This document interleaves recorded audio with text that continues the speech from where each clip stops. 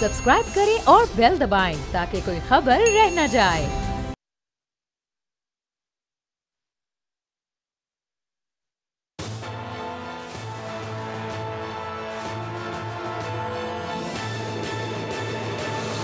अस्सलाम वालेकुम, मैं हूं बाब जहांगीर। आप देख रहे हैं प्रोग्राम तज्जिया।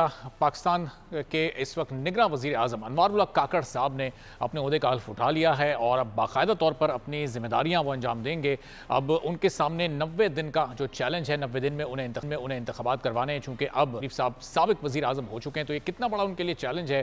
और फिर चूँकि इस निगरान हुकूमत को अब जो भी वो काबीना तश्कील देंगे, उसको पिछली निगरान हुकूमतों से अच्छे खासे ज़्यादा इख्तियारात हासिल होंगे। तो उन इख्तियारात का वो किस तरह से इस्तेमाल करेंगे और कैसे ये मुमकिन बनाएंगे कि इलेक्शन कमीशन के साथ मिलकर बैठें और शफाफ तरीके से तमाम सियासी जमातों को मुल्क की मुतमईन कर सकें और ऐसे इंतखाबात का इनेकाद करवाएं जिस पर ना सिर्फ जो इस वक्त मौजूदा हुकूमत में, जो साबिका हुकूमत में शामिल तमाम जमातें थी, बल्कि जो अपोजिशन की जमातें थी उनको भी उस पर एतमाद रहे। अब इस पूरी सूरत हाल पर गुफ्तगू करते हैं। अनवारुल्लाह काकड़ साहब इस ओहदे के लिए कितने मौजूद शख्सियत हैं और ये जो नाम सामने आया, जो बकिया नाम थे, वो किस तरह से पस मंजर में चले गए। फ़खरुर रहमान साहब सीनियर तज्जियाकार हमारे साथ मौजूद हैं, सिद्दीक साजिद साहब भी हमारे साथ मौजूद हैं। तो फ़खर साहब, गुफ्तगू का आगाज़ करते हैं आपसे। अनवारुल्लाह काकड़ साहब अब बाकायदा तौर पर निगरान वज़ीर आज़म के ओहदे का हल्फ उठा चुके हैं। सबसे बड़ा चैलेंज इनके लिए क्या होगा? ये 90 दिन का जो इनके पास वक्त है, क्या कामयाब हो सकेंगे 90 दिन में तमाम इंतजाम करने में? चूँकि बहुत सारे चैलेंजेस न सिर्फ इनके लिए बल्कि इलेक्शन कमीशन के लिए भी मौजूद हैं।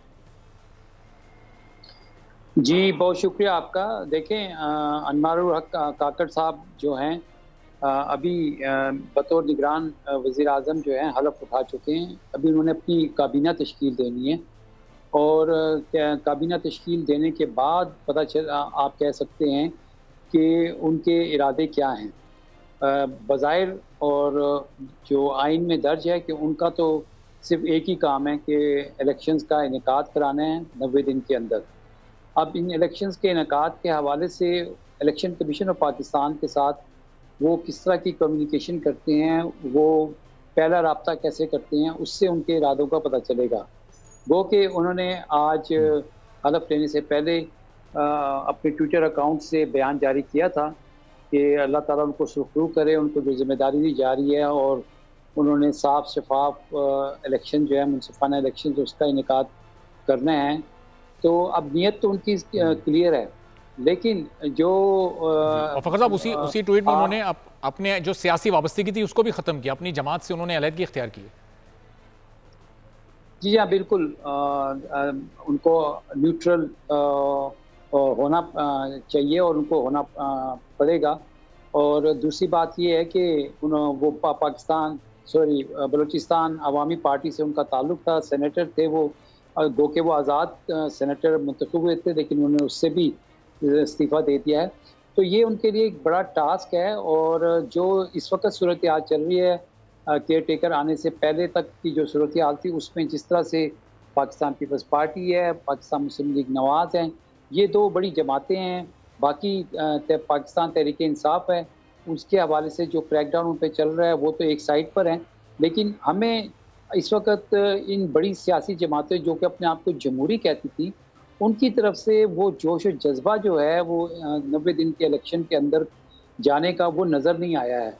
तो अभी देखें, आज 14/10 है, उनका पहला दिन है, उन्होंने दिया है। कल से पता चलेगा कि उनकी working relationship election commission of Pakistan के साथ किस तरह से सामने आती है। और फिर सुप्रीम कोर्ट भी है, सुप्रीम कोर्ट भी इस सारे मामले को इस पर नज़र रखे हुए है और ऑलरेडी पटिशन्स पहले हो चुकी हैं सुप्रीम कोर्ट में। तो ये तो कल के बाद पता चलेगा, जिसको हम कहते हैं action speaks louder than words.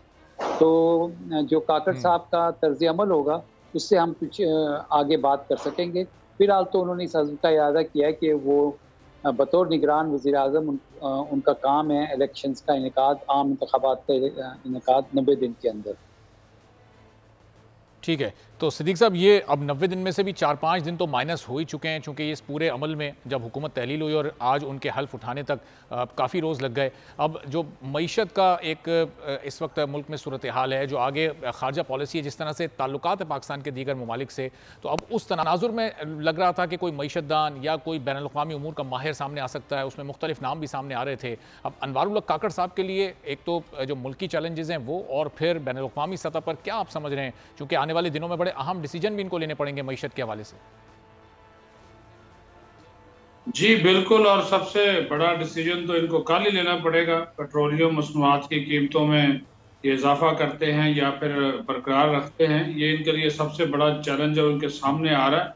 क्योंकि 15 रुपए कम से कम उन्होंने पेट्रोल की कीमत में इजाफे की जो है वो सिफारिश की है।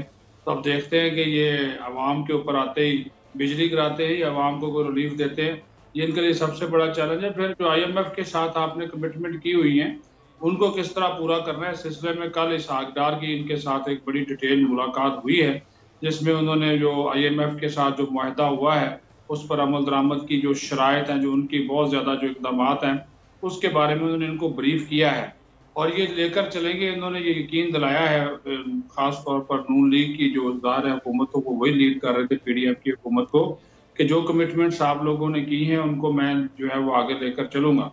तो ये एक बहुत बड़ा इनके लिए कोई शक नहीं है कि इनके लिए बहुत बड़ा ये चैलेंज होगा कि मुआशी सूरत हाल को किस तरह ये जो है वो आगे लेकर चलते हैं और आवाम को रिलीफ देते हैं, या फिर जितना भी वहाँ पे इजाफा होता है वो आवाम को पास ऑन कर दिया जाता है। फिर जो है वो मुख्तलिफ ममालिक के साथ आपके जो ताल्लुकात हैं, इक़्तिसादी और मुआशी ताल्लुकात, जो मुआहदे हैं, जो वहाँ पे कमिटमेंट्स आपने उनके साथ की हुई हैं, तो ये इंटरनेशनल ऑर्गेनाइजेशंस हैं मालियाती, उनके साथ जो आपके कमिटमेंट्स हैं वो किस तरह पूरी करेंगे।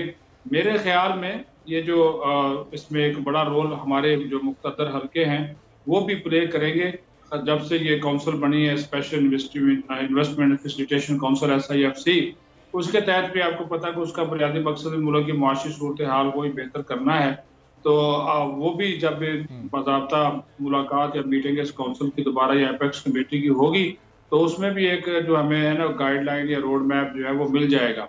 लेकिन सबसे बड़ी बात तो यही है ना कि ये इस तरह के जो इंतज़ामी फैसले हैं बड़ी नोयत के, वो तो ये नहीं कर सकते। हाँ, अलबत्ता जो ये तो एक इनको इख्तियार दिया गया कि डे टू डे अफेयर्स के साथ-साथ जो बुनियादी नोयत के जो मुआहदे आप पहले कर चुके हैं, उसके ऊपर आप अमल दरामद को आगे बढ़ाएँगे।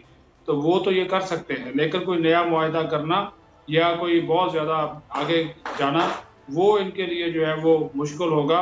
और फिर हम अभी ये देखेंगे, क्योंकि मेरी अपनी इन्फॉर्मेशन के मुताबिक इन्होंने राब्ता किया है खुद भी, और भी जो लोग काबीना साजी में मसरूफ़ हैं, कि हफीज़ शेख साहब भी जो है वो आए, इस सीट के ऊपर आ जाएँ और वज़ीर ख़ज़ाना के तौर पर, क्योंकि वो IMF को भी बेहतर समझते हैं, या फिर रज़ा बाकर जो कि साबिक़ गवर्नर स्टेट बैंक भी रह चुके हैं और वो IMF के साथ भी काम कर चुके हैं, तो वो आ जाएँ। तो ये डिस्कशन चल रही है, तो ये भी 1-2 दिनों में आपको जो है वो नाम सामने आ जाएगी। जहाँ तक जो आलमी ताकतों के साथ या मुख्तलिफ ममालिक के साथ हमारे ताल्लुकात का मामला है, तो जलील अब्बास जिलानी साहब जो है वो पिछले दिनों कुछ मुलाकातें कर चुके हैं। शहबाज शरीफ से भी उनकी मुलाकात हुई है, तो जब वो वज़ीर-ए-आज़म थे 2-3 दिन पहले, तो उसमें जो है वो खारजा अमूर के हवाले से जलील अब्बास जिलानी का जो नाम है वो एक मजबूत उम्मीदवार के तौर पर लिया जा रहा है कि एक अच्छे डिप्लोमेट हैं, बहुत सी चीज़ों को वो हैंडल करना सफारती अंदाज में बेहतर अंदाज में जानते हैं। तो ये क्योंकि ये बुनियादी पोस्टें हैं ख़ासतौर पर फ़िनांस की और खारजा अमूर की, तो ये जो पोर्टफोलियो है, ये जब आ जाएँगे तो फिर पता चल जाएगा कि इनकी जो एक लाइन है वो किस तरफ जो बढ़ती हुई दिखाई देती है। सही। तो फ़खर साहब, अब निगरान वज़ीर आज़म का ही पूरा इख्तियार और मैंडेट होता है कि वो अपनी काबीना के तमाम अरकान को चुने, या फिर अब ज़ाहिर जितनी मुलाकातें गुज़िश्ता साबिक़ा हुकूमत से और उनके वज़ीर आज़म से हो चुकी हैं मुख्तलिफ़ लोगों की, उसमें हफीज़ शेख साहब, जलील अब्बास जिलानी साहब और जिनके नाम सामने आ रहे थे मुमकिना तौर पर निगरान वज़ीर आज़म के लिए, तो ये उन लोगों का भी कुछ मशवरा होता है, कुछ मुशावरत होती है। ऐसे इसहाक डार साहब मिलेंगे तो वो पूरा ब्रीफ करेंगे और हो सकता है वो कोई नाम भी तजवीज़ कर दें कि मेरी नज़र में ये बेहतर वज़ीर ख़ज़ाना हो सकता है, या पूरा का पूरा फ़ैसले का इख्तियार सिर्फ निगरान वज़ीर आज़म को ही होता है? नहीं, देखें, जिस तरह निगरान वज़ीर आज़म का नाम सामने आया है, और ऑब्वियसली ये तो इस्टेब्लिशमेंट की चॉइस है, वरना आप देखें कि पिछले प्रोग्राम में आपके साथ जब हम बातें कर रहे थे, जो नाम सामने आ रहे थे, अब उनके बारे में कहा जा रहा है कि शायद उनको वजारतें दी जाएंगी। तो जो काकड़ साहब का नाम है और काकड़ साहब की जो पॉलिटिकल एफिलिएशन है, आप उसको ज़रा देखें तो जो पाकिस्तान के मौजूदा हालात हैं, मईशत और महंगाई और इन्फ्लेशन, ये सबसे बड़ा चैलेंज है। जिस तरह सदीक साजिद साहब ने भी आपके सामने जिक्र किया कि आज ही आपको या कल आपको फैसला करना है कि पेट्रोल की कीमतों में कितना इजाफा करना है। तो ये तो आवाम को तो इस चीज़ से अब कोई गर्ज नहीं है कि 13 जमातें जो थी वो उनके साथ क्या कर गई हैं, उनको महंगाई के अंदर डुबो के चली गई हैं। अब वो तो एक्सपेक्ट करेंगे कि शायद कोई रिलीफ सामने आए। अब क्योंकि काकड़ साहब के का इतना बड़ा कोई पॉलिटिकल स्टेक जो है वो एट स्टेक नहीं है, तो इसलिए जो IMF के साथ सख्त शराइत तय की गई हैं उसके ऊपर तो अमल दरामद होना है। लेकिन मैं आपको ये बात बता दूं कि 13 जमातें जो थी वो अपनी जगह पर थी, जिसमें पाकिस्तान मुस्लिम लीग नून और पाकिस्तान पीपल्स पार्टी जो हैं, अब उनको जो है अवामी रद्द-ए-अमल जो है उसका सामना करना पड़ेगा, क्योंकि ये जो पेट्रोल की कीमतों में मज़ीद इजाफा होगा, बिजली की कीमतों में, बिजली के बिल जब अभी आएंगे और गैस की कीमतों में, आप देखेंगे कि ये मामलात जो हैं ये काफ़ी गंभीर होंगे और ख़ास तौर पे अवामी सतह के ऊपर इसका रद्द-ए-अमल ज़रूर सामने आएगा और ये फिर निगरान हुकूमत के लिए किस तरह इससे टैकल करना है। और जहाँ तक कैबिनेट का ताल्लुक है, तो कैबिनेट जो है वो बड़ी कैबिनेट में हम जरा ब्रेक के बाद आकर बात करते हैं, क्योंकि ब्रेक में वक्त कम है। मैं चाह रहा हूं कि इसी पॉइंट पर जरा सिद्दीक साहब भी अपना पॉइंट ऑफ व्यू दें, फिर हम ब्रेक की तरफ जाएंगे। तो सिद्दीक साहब ये बता दीजिएगा, अब ये जो पहला बड़ा डिसीजन लेने जाएंगे निगरान हुकूमत का, तो जैसे फ़खर साहब भी कह रहे हैं कोई भी कुछ भी स्टेक पर नहीं होता, अगर इनको कोई सियासी जमात के तौर पर आगे तो इलेक्शन में जाना नहीं होता है, तो सब इंडिविजुअल्स होते हैं, तो इसका मतलब आवाम अगले 2-3 माह में फिर किसी रिलीफ की कोई उम्मीद ना ही रखें। जो हालात है, मैं तो नहीं समझता कि ये किसी किस्म का रिलीफ दे सकेंगे। ये तो जो चीज़ बाहर से आएगी तो ये तो पास ऑन करते जाएंगे, तो नहीं लगता कि किसी किस्म की कोई महंगाई में कमी होती नजर आ रही, क्योंकि ये हुक्मरान जो साबिक थे अब हो चुके हैं, ये तो जाते जाते और कीमतें बढ़ा गए हैं। अभी गैस की कीमतें भी बढ़ गई, बिजली की कीमतों में फी यूनिट इजाफा हो गया, बहुत सी दरखास्तें बिजली की कीमतों में इजाफे के हवाले से जो है वो वैसे पड़ी हुई है नेपरा में, और फिर जो हर महीने की फ्यूल एडजस्टमेंट आ जाती है वो एक अलग से है। तो ये तो अभी देखे इन्होंने आज भी जो मुलाकातें वगैरह का सिलसिला शुरू किया, वो तो पॉलिटिकल नोयत की मुलाकातें हैं।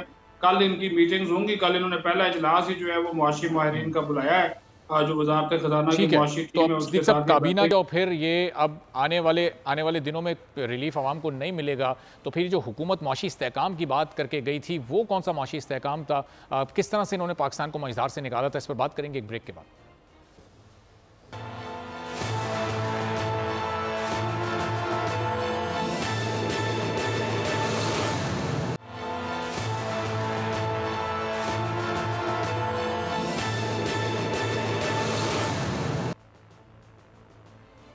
प्रोग्राम में एक बार फिर आपको खुशामदीद कहेंगे। सिद्दीक साजिद साहब, फ़खरुर रहमान साहब हमारे साथ मौजूद हैं, और निगरान वज़ीर आज़म अनवारुल हक काकड़ ने अब हल्फ उठा लिया है, और बतौर वज़ीर आज़म अब उनके लिए जो चैलेंजेस इस वक्त अगले 3 माह में दरपेश हैं उस पर हम बात कर रहे हैं। तो फ़खर साहब, वही 90 दिन वाला जो एक चैलेंज इनके सामने इस वक्त है, सबसे पहले तो काबीना का इनका इंतखाब है। काबीना जब डिसाइड हो जाएगी, लोग आकर अपने अपने ओहदे संभाल लेंगे, तो पता चल जाएगा मुल्क में जा रहा है।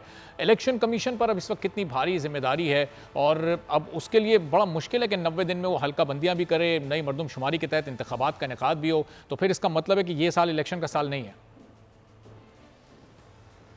देखें, ये बात बड़ी अजीब सी है कि आपने एक तरफ स्पेशल इन्वेस्टमेंट फैसिलिटेशन काउंसिल बनाई है, जिसमें आप चाहते हैं कि बाहर से और मुल्क के अंदर से सरमायाकार आके सरमायाकारी करें पाकिस्तान में, और सरमायाकारी और पाकिस्तान के अंदर एक सरमायाकारी के लिए साजगार माहौल बनाना, ये अपनी जगह पर बड़ा अहमियत का हामिल है।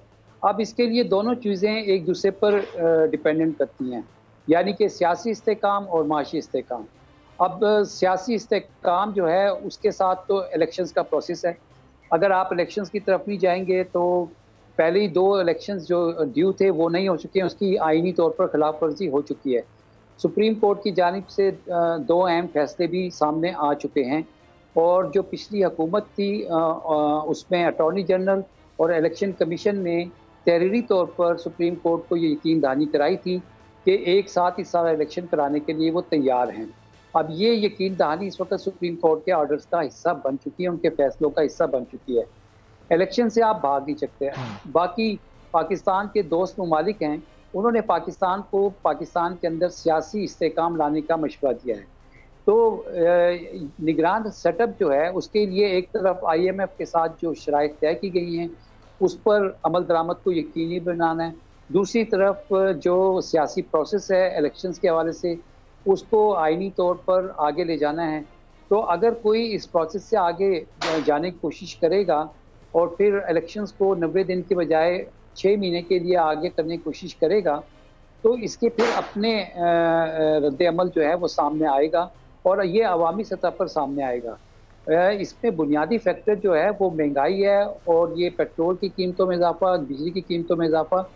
सियासी जमातों को अगर आप एक साइड पे कर भी दें तो मुझे आइंदा जो है वो अवामी सतह के ऊपर रद्द अमल जो है वो फिर सामने आएगा और ये स्पॉन्टेनियस हो सकता है, कहीं से भी हो सकता है। कभी आपको ट्रांसपोर्टर्स की हड़ताल की आएगी, कभी ट्रेडर्स की बात आएगी, आपके लिए चैलेंजेस सामने आते जाएंगे। और निगरान हुकूमत के लिए अपने मैंडेट से बाहर निकलना, यानी कि मैं आपको ये बता रहा हूँ कि जैसे अभी एक खबर आई है कि जो रशिया से आप क्रूड ऑयल ले रहे थे अभी वो रोक दिया गया है। तो जब आपने बाहर से पेट्रोल लेना है तो पाकिस्तान एक ज़माने में आज से 10 साल पहले 16 अरब डॉलर का पेट्रोल बाहर से लेता था, अब वो 30 अरब डॉलर से ज़ायद उसकी मालियत हो चुकी है। आपने सस्ता तेल रूस से लेना था लेकिन उसमें भी रुकावटें आ रही हैं। ये चैलेंजेस हैं। निगरान सेटअप में अगर वज़ीर ख़ारजा जलील अब्बास जिलानी साहब आएंगे और इसी तरह से आपके इंटीरियर मिनिस्टर जो हैं वो अगर साबिक कोई आईजी जो हैं या इंटेलिजेंस ब्यूरो के कोई अफसर जो हैं उनको लगाया जाएगा, ये देखना होगा कि आपने मुल्क के अंदर जो है वो हर तरह से इस्तेकाम, स्टेबिलिटी कैसे लेकर आनी है। मैं आपको ये बता रहा हूँ कि जो जिस तरह हमने देखा है कि इवन आज़ादी योम आज़ादी के मौके के ऊपर भी क्रैकडाउन जो है वो जारी है। मुझे समझ में नहीं आती किस कानून के तहत जो है आप किसी सियासी जमात के परचम के हवाले से जो है क्रैकडाउन कर सकते हैं। कोई कानून मौजूद नहीं है। इससे सियासी अदम इस्तेकाम के हवाले से बहुत सारे सवालात जन्म लेते हैं। ये आइंदा निगरान हुकूमत के लिए एक बहुत बड़ी जिम्मेदारी होगी। फिर निगरान हुकूमत ने अगर मईशत का पहिया आगे लेके जाना है तो इस पहिए के साथ साथ आपको अपनी इंडस्ट्री, सनतें जो हैं उसको भी एक्टिव रखना है। और सनती प्रोडक्शन अगर आपकी कम होगी, पैदावार जो है वो आपकी ज़्यादा मालियत की होगी, तो फिर खरीदार कहाँ से आएगा। ये इकोनॉमिक स्टैग्नेशन जो है और हाइपर इन्फ्लेशन जो है, ये सारे फैक्टर्स मिलाकर भी आप चीज़ों को आगे नहीं ले जा सकते। तो मैंने आपको ये बताया है इसका मतलब कि ज़ाहिर चैलेंजेस बढ़े और विंडो छोटी है। तो सिद्दीक साहब, अब ये बड़े बड़े चैलेंजेस, इनमें से क्या क्या प्रायोरिटी अनवारुल्लाह काकड़ साहब की और उनकी काबीना की होनी चाहिए? पहले वो ये मईशत वाले मामले को देखें, ये जो इस वक्त दूसरे ममालिक के साथ ताल्लुकात हैं, अब ये रुकावटें अगर रशिया से ऑयल लेने में आ रही हैं, इस तरह के मामलात पर वो तवज्जो दें, या फिर वो अपना फोकस रखें कि 90 दिन में किस तरह से इंतखाबात को मुमकिन बनाना है? प्रायोरिटी लिस्ट क्या होनी चाहिए आपकी नज़र में उनकी? मुआशी इस्तेहकाम होना चाहिए और सियासी इस्तेहकाम होना चाहिए। और सियासी इस्तेहकाम के लिए आज सदर आरिफ अलवी ने जो मरकजी तकरीब थी योम आज़ादी की, उससे जो उन्होंने आज खिताब किया, उसमें उन्होंने एक जुमला बोला। उन्होंने कहा कि मैं तमाम सियासतदानों और स्टेक होल्डर से ये कहता हूँ कि वो अफवो दरगुजर से काम ले, यानी कि वो एक दूसरे के दरमियान जो नफरतें हैं, जो एक तकसीम है, एक तफरीक है, उसको वो ख़त्म करें और मुल्क की तमीर और तरक्की में अपना किरदार अदा करें। ये मैसेज है। ज़ाहिर है प्रेसिडेंट रियासत की अलामत हैं, अगर उनका इस कौमी तकरीब, मरकजी तकरीब में जिसमें सिविल अस्करी आला हुकाम भी मौजूद थे, उनकी मौजूदगी में ये बात करना इस सियासी इस्तेहकाम के लिए बहुत ज़रूरी है कि अगर आपके यहाँ सियासी इस्तेहकाम होगा तो वो ये जाएगा फिर मुआशी इस्तेहकाम की तरफ। दुनिया भी देखेगी, हाँ जी अच्छा है, मजबूत मुल्क है, वहाँ पे जमहूरियत है, डेमोक्रेसी है, इंसानी हकूक़ की तमाम तर जो ख्याल है वो रखा जाता है। तो ये चीज़ें सारी एक तो वो बड़ी दुनिया के लिए, ख़ास तौर पर मगरबी ममालिक के लिए तो बहुत अहमियत की हामिल होती है। तो अगर यहाँ पे सियासी इस्तेहकाम आ जाए, और सियासी इस्तेहकाम तभी आएगा कि आपने जो कमिटमेंट की है उसको आप पूरा करें। मुझे तो नजर नहीं आती जो आपका दूसरा सवाल। ठीक है, अब सियासी और मुआशी इस्तेहकाम बहुत जरूरी है। सिद्दीक साजिद साहब, फ़खरुर रहमान साहब, दोनों मेहमान इस बात पर जोर दे रहे थे कि सियासी और मुआशी इस्तेहकाम होना चाहिए, लेकिन हमारे मुल्क में सूरत हाल ये है कि हमारा तालीमी निज़ाम और सेहत का निज़ाम भी इतना बोगस है कि उससे डिप्रेशन में जाकर स्टूडेंट्स खुदकुशियाँ कर रहे हैं। ऐसी इत्तलात हमारे पास आई हैं, कुछ स्टूडेंट्स ने खुदकुशियों की कोशिश की है। क्या इस बारे में डिटेल्स हैं और कैम्ब्रिज सिस्टम में इस वक्त क्या हो रहा है, किस तरह से स्टूडेंट्स के रिजल्ट्स को ख़राब करने की कोशिश की गई है, इस पूरी सूरत हाल पर बात करते हैं। स्टूडेंट्स हमारे साथ मौजूद होंगे एक ब्रेक के बाद।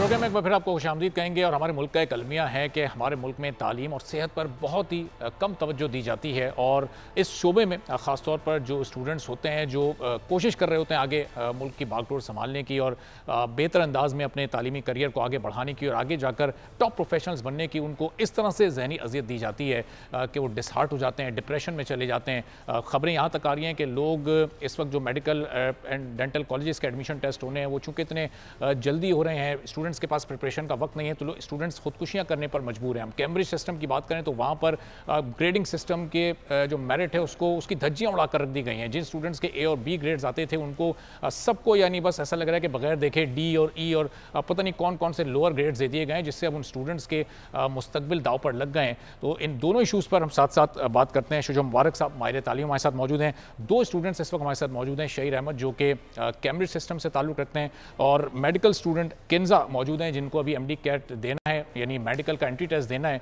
और इत्तलात ये हैं कि इनकी एक फ्रेंड ने सुसाइड अटैम्प्ट की है और कई स्टूडेंट्स ने सुसाइड अटैम्प्ट्स किए हैं, जो कि बहुत ही अफसोस की बात है और इस वक्त हुकूमत को इस बात का यकीनी तौर पर नोटिस लेना चाहिए। किन्जा हमारे साथ मौजूद हैं, तो उनसे ज़रा जानते हैं कि क्या सिचुएशन है। 27 अगस्त को इन लोगों का टेस्ट होने हैं जो कोई 2 लाख से ज़्यादा स्टूडेंट्स देते हैं। किन्जा बताइएगा, ये आप भी मेडिकल स्टूडेंट हैं, आपको ये टेस्ट देना है, क्या आप लोगों के इशूज़ हैं और कितने स्टूडेंट्स ने सुसाइड अटैम्प्ट की, इस वक्त किस कंडीशन में वो लोग?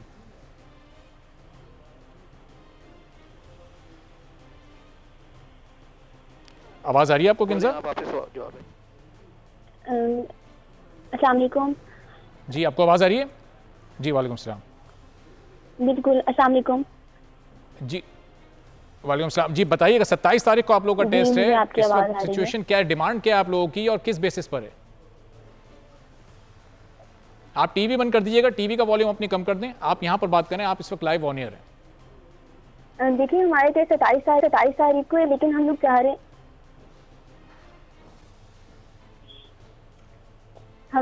हैं कि सिर्फ और सिर्फ हमें 2 से 3 हफ्ते का टाइम मजीद दिया जाए टेस्ट के लिए, जो कि ये लोग मान नहीं रहे हैं कि अभी हम लोगों के एग्जाम्स हो रहे हैं और 24 तारीख तक हम लोगों के प्रैक्टिकल्स हैं, 24 अगस्त तक, और 27 अगस्त को हम लोगों का टेस्ट है।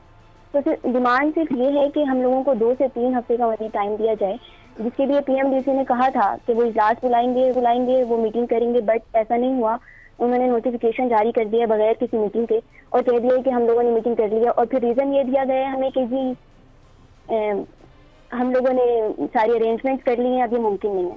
तो बच्चों के फ्यूचर से ज़्यादा स्टूडेंट्स से ज़्यादा किसी का इन लोगों के मतलब देखा जाए इस सिचुएशन में स्टूडेंट्स डिप्रेस हुए, उन्होंने सुसाइड अटेम्प्ट्स किए, ये लोग सुसाइड अटेम्प्ट्स किए स्टूडेंट्स ने, कितनी तादाद है? जी हम लोगों ने अरेंजमेंट्स कर दिए, क्या अरेंजमेंट्स दोबारा नहीं हो सकती? अगर देखा जाए प्रीवियस ईयर्स में। किन्जा ये बताइएगा कि आपके कुछ फ्रेंड्स ने क्या इंतहाई कोई कदम उठाया, अपनी जान लेने की कोशिश की, ऐसा क्या हुआ है?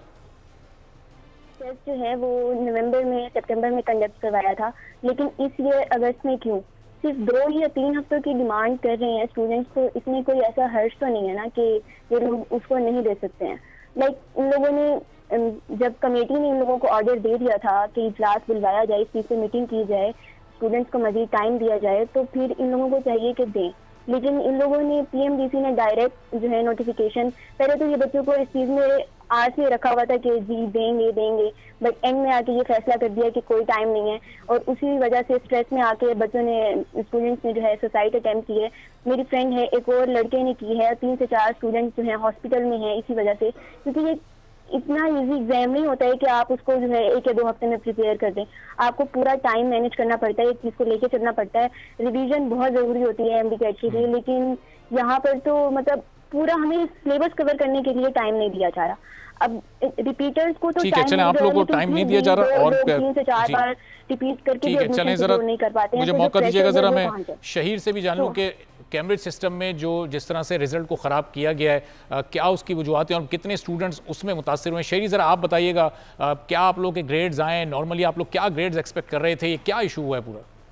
बिल्कुल, हमारे इसमें इसी तरह हुआ है कि कैम्ब्रिज का जब रिज़ल्ट आया हमारा 10 अगस्त को, तो काफ़ी बच्चों की एक्सपेक्टेशन। आपको आवाज़ आ रही है? जी मुझे आपकी आवाज़ आ रही है। अच्छा, तो काफ़ी शहीर आप सुन सकते हैं मुझे? जी मैं आपको सुन सकता हूँ। जी सही है, ठीक है हमारी। अच्छा, काफ़ी बच्चों की एक्सपेक्टेशंस ये थी कि हमारे लाइक स्ट्रेट एज आएंगे, ए स्टार्स आएंगे। अगर मैं अपनी बात करूं तो मेरा भी यही था कि मेरे स्ट्रेट ए स्टार्स आएंगे, बट मेरे ग्रेड्स इतने कोई इफ़ेक्ट नहीं हुए, बट अगर हम बाकी बच्चों की बात करें तो कंपैरेटिवली 90% ए लेवल के स्टूडेंट्स जो थे उनको बहुत ज़्यादा बुरे ग्रेड्स दिए गए हैं। लाइक जो बच्चे बीज़ और एज़ एक्सपेक्ट कर रहे थे उनको सीधा यूज़ और डीज़ और सीज़ मिले।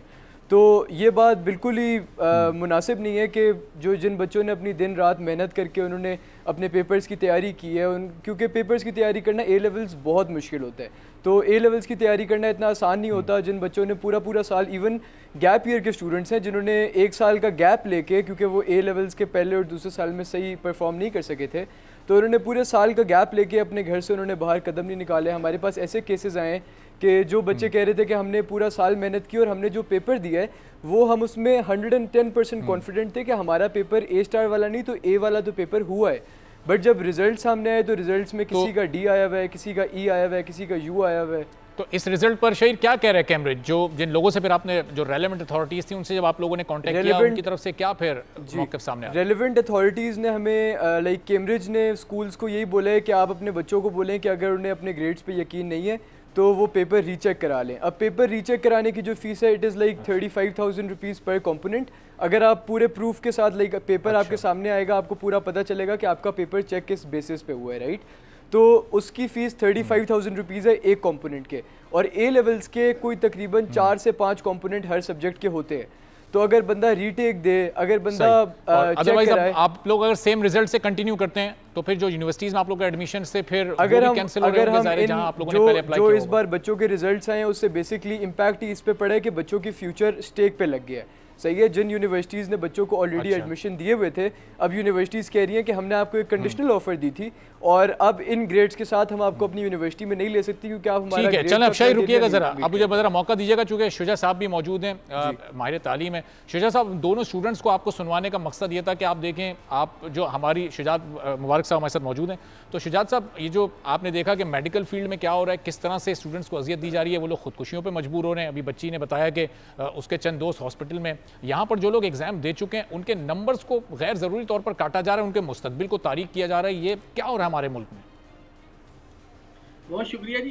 इत्तेफाक की बात यह है कि मैं अभी आज ही कोपेनहेगन बिजनेस स्कूल डेनमार्क में पहुंचा हूं और मुझे सुबह ही जो एजुकेशन सिस्टम के हवाले से मेरी डिस्कशन हो रही थी, तो मेरे ख्याल में मैं राइटली एक सिचुएशन में हूँ कि पाकिस्तान के एजुकेशन सिस्टम को डेवलप कंट्रीज़ के साथ कंपेयर कर सकूँ।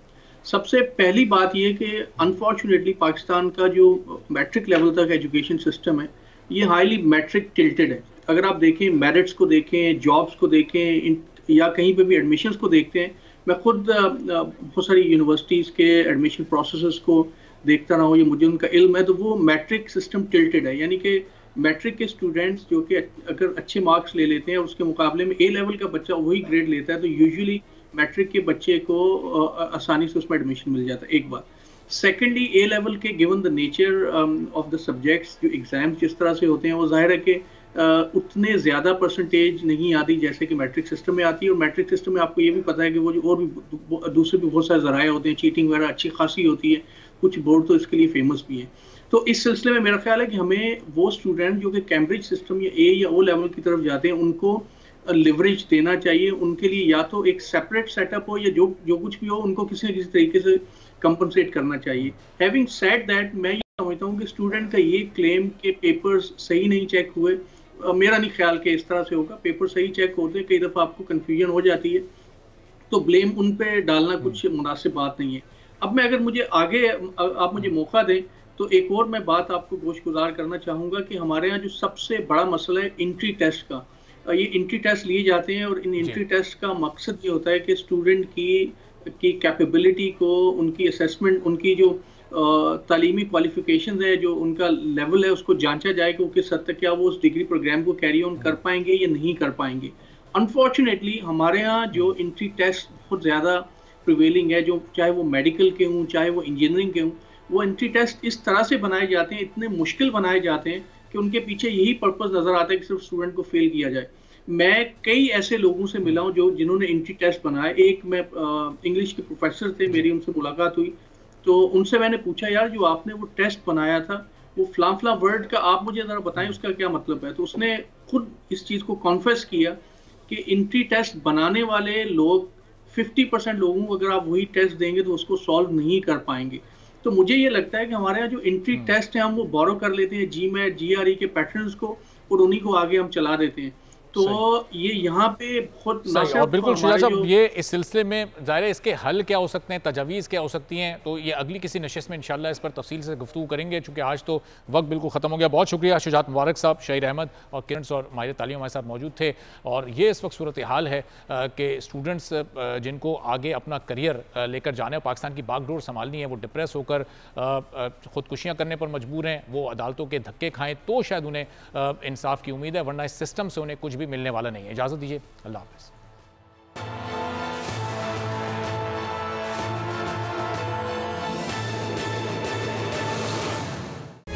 तारीख का अमीर,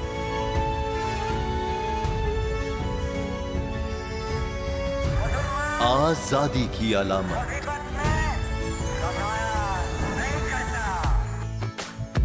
हुस्न का आईनादार, फिक्र व नजरिए की अक्कास, सरफराजी का गवाह, यानी हम सबका निगहबान पाकिस्तान।